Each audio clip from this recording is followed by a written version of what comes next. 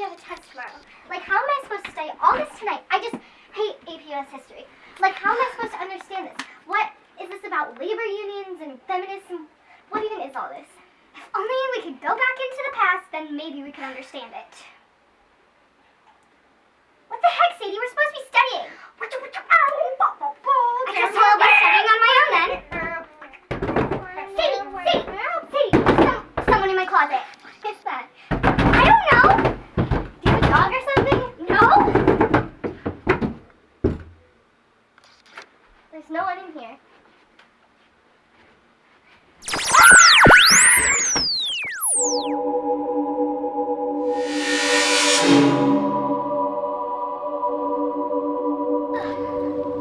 Where are we? Late 19th century. I'm Princess Willard. It's nice to meet you. I'm afraid you two don't fit in very well. What are you guys wearing? Wow, you really know a lot about this, right? Yeah. You were just studying for a test and we had no idea. Wait, I have my study guide! Any questions? Yes. How did the government continue to expand post-Civil War? How did the government show an increasing connection with big businesses in the late 1800s? What were the new defining characteristics of the government? What were the causes and impacts of the financial collapse and depression of the late 1800s? What were populism and the free silver movement and why did people support it? What significance did the election of 1896 have for this movement? Well, how has racism and nativism escalated in the late 1800s? What are some examples? How did Tom Watson showcase the rise and fall of hopes for an egalitarian South? What were the key characteristics of labor movements such as the Grange movement and Farmers Alliance? What role did women play in the protest movements and labor reform?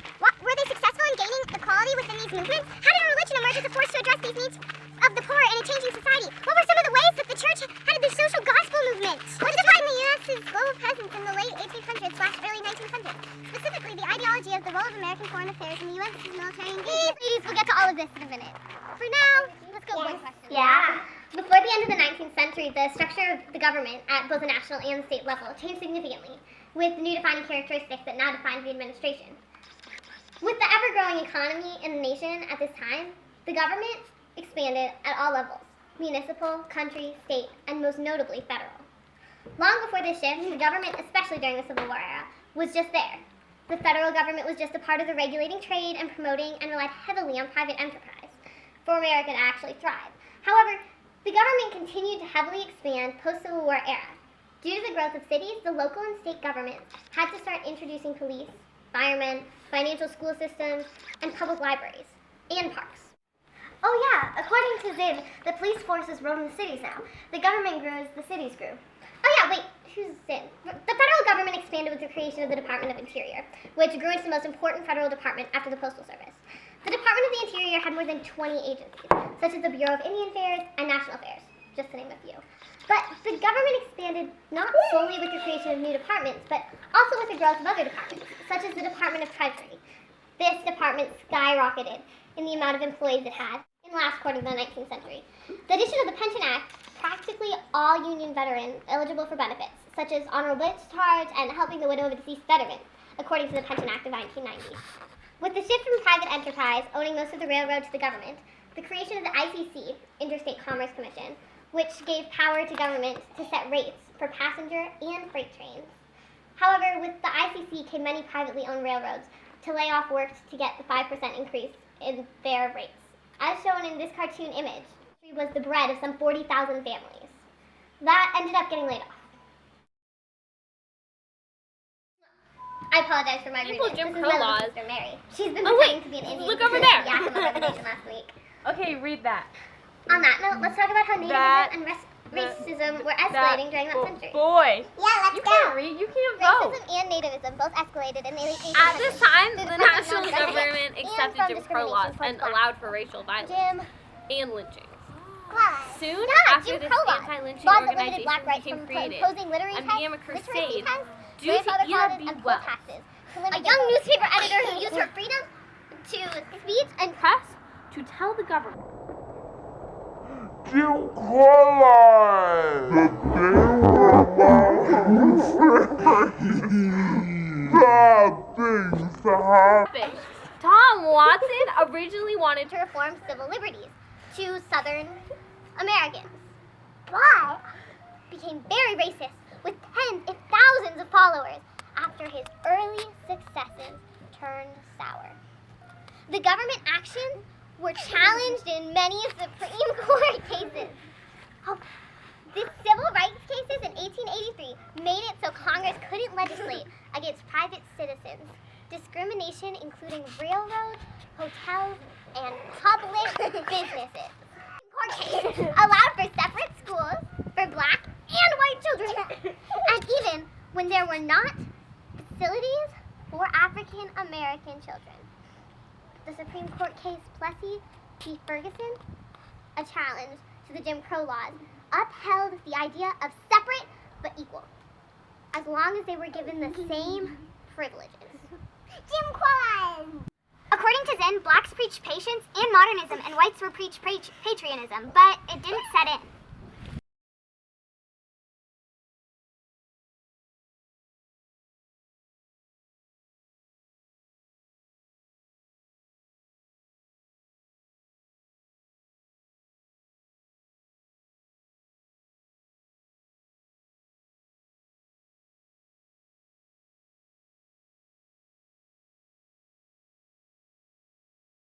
You're gonna put your right foot forward and your left foot back.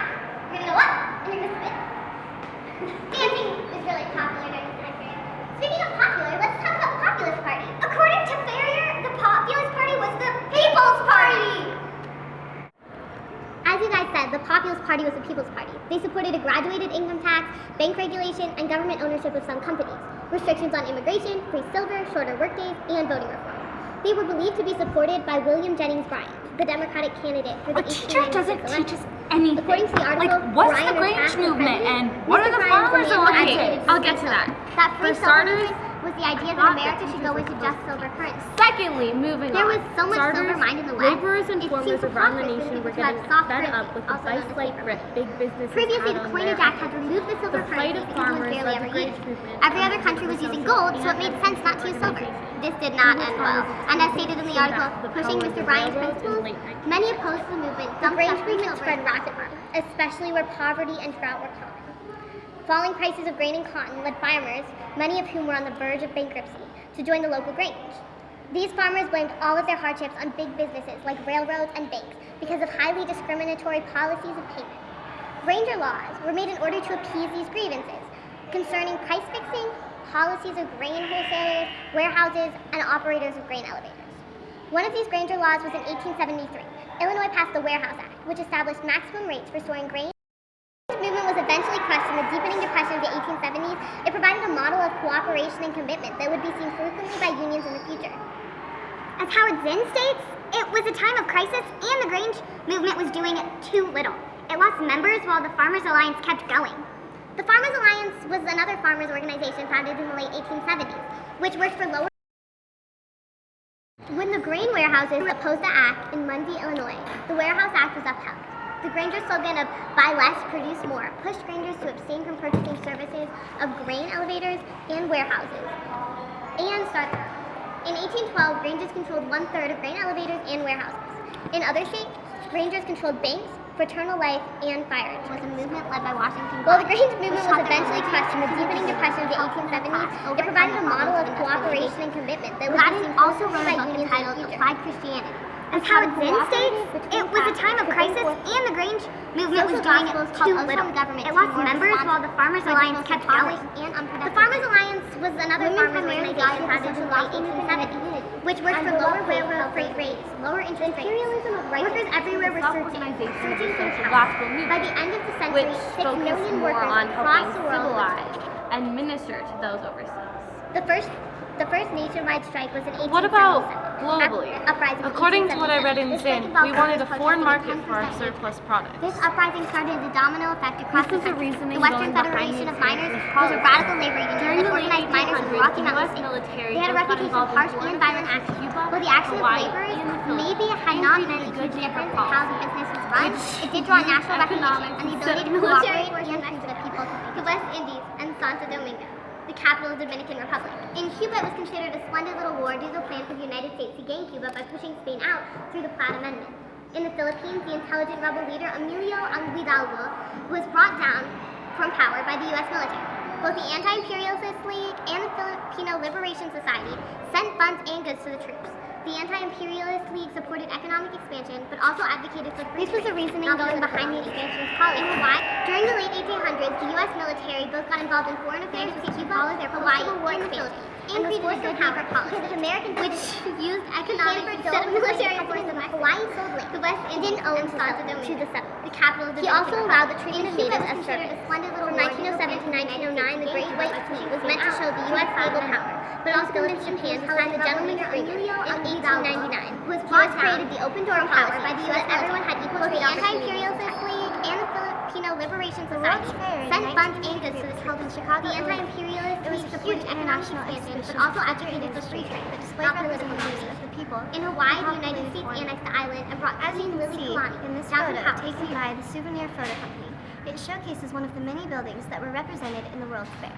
It demonstrates how popular these events were, and it gave the public an insight to the foreign relations that were being made Between the Americans and other countries. The people's reactions to foreign policy varied. Some reactions came from the political viewpoints. Tweed and Tammany Hall dominated the NYC politics from the 1830s to the 1930s, with Michael Kenna, who worked at their side, mostly as a photographer and landscape and architect. In the New York Tribune, states the Tammany is working with a mad frenzy to save itself, as they worked to gain political votes and use foreign policy to their advantage. Another way people viewed it was through the white man's burden, which was the idea that many European countries had a duty to spread their religion and culture to those who were less civilized. This is one way that people reacted to the foreign affairs, and it's shown through the poem by Ernest A. Cosby that says, "In a world of canting hypocrites, kind of business pays." And he is saying that the foreign policy is a popular business that people take advantage of to make money, and Tweed and Tammany Hall were an example of that.